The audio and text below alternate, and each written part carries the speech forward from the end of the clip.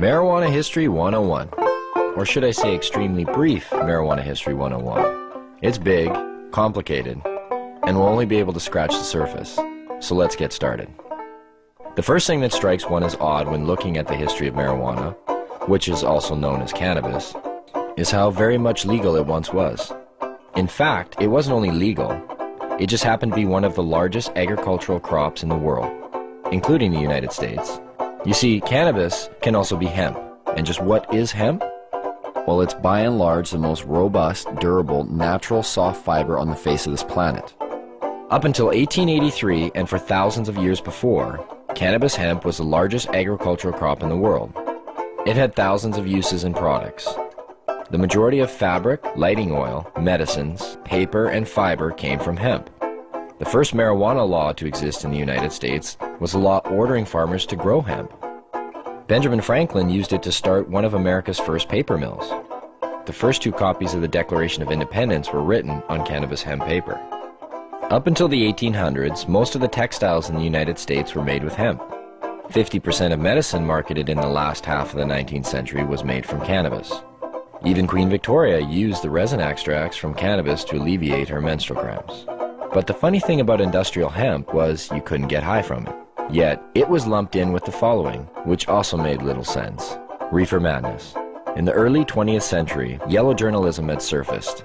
Articles depicted blacks and Mexicans as frenzied beasts who would smoke marijuana, play devil's music, and heap disrespect and viciousness on the readership, a majority of which happened to be white.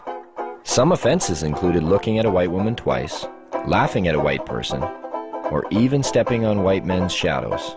And this ended up leading to a law in the form of a tax stamp. A tax stamp that would not only include marijuana, but also hemp and cannabis medicines. It's speculated that hemp's potential for an abundance of new products was going to be in direct competition with other sources.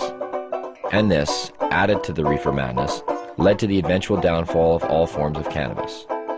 Popular Mechanics magazine had actually prepared an article entitled New Billion-Dollar Crop.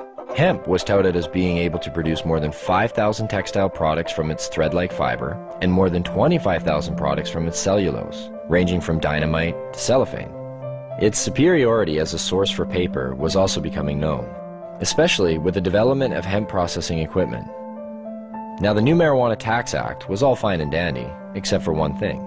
If you wanted to grow hemp, you needed to buy a stamp, but they weren't giving any out to anybody.